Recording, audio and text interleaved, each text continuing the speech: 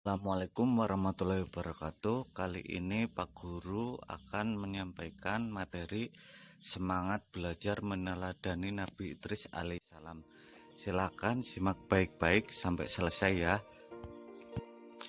Perlu kita ketahui bersama jumlah nabi dalam agama Islam itu ada 25 ya.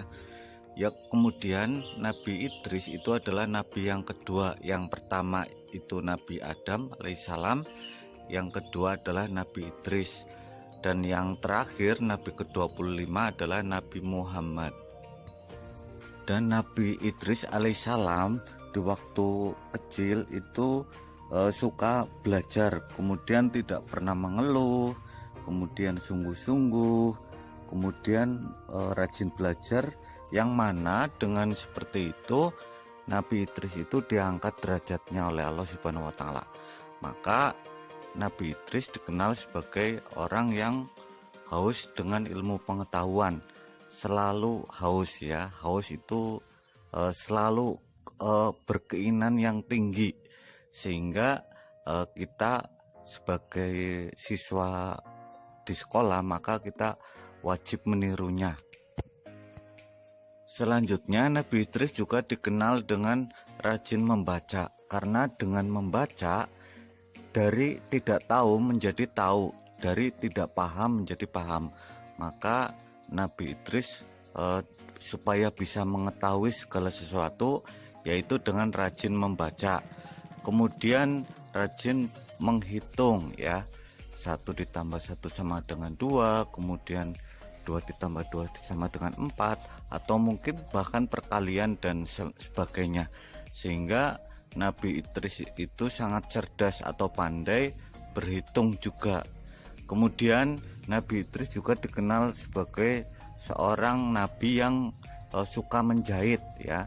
Jadi suka menjahit baju, kemudian barangkali baju yang tidak sudah rusak atau kemudian bolong, maka beliau kemudian dijahitnya, bukan dibuang atau mungkin dijadikan lap ya, bukan. Jadi yang memang masih layak pakai, kita mencoba Nabi Idris itu kemudian menjahit bajunya.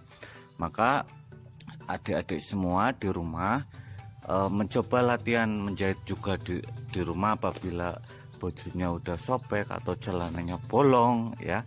Jadi coba latihan ditemani oleh ibunya di rumah, latihan menjahit.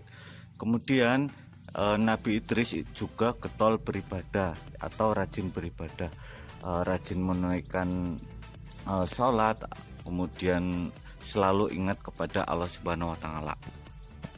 Kemudian Nabi Idris juga dikenal sebagai seorang nabi yang sangat sabar.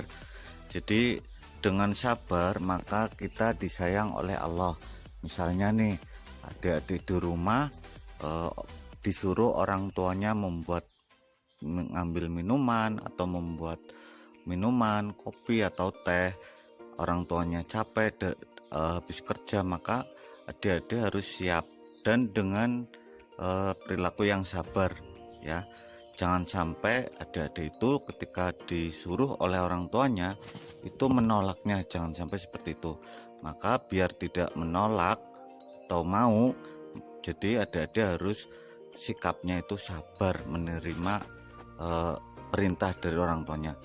Kemudian tidak mudah marah. Nah, ini penting sekali bahwa ketika sikap kita yang positif itu apa-apanya dalam kehidupan sehari-hari kita itu tidak mudah marah ya.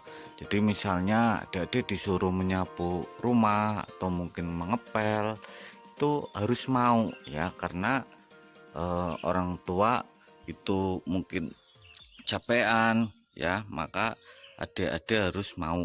Kemudian misalnya juga adik-adik minta uang kepada orang tuanya untuk jajan, tapi orang tuanya belum ada atau memang nggak ada, orang tuanya kemudian bilang tidak ada, maka adik-adik jangan marah ya. Jadi harus sabar. Mungkin memang adik-adik harus menyadari bahwa orang tuanya belum ada uang, jadi tidak boleh marah. Kemudian pantang menyerah, ini penting sekali juga. Misalnya adik-adik belum bisa membaca, belum bisa menulis, jadi harus pantang menyerah. Jadi harus semangat terus, tidak boleh mundur ya. Misalnya nulis huruf M ya, huruf M itu nggak bisa. Nah itu harus berusaha terus ya. Misalnya harus nulis 10 kali huruf M supaya betul itu seperti apa, yang lakukan saja, atau mungkin bahkan nyampe 100. Jadi tidak boleh adik-adik itu menyerah dalam hal apapun.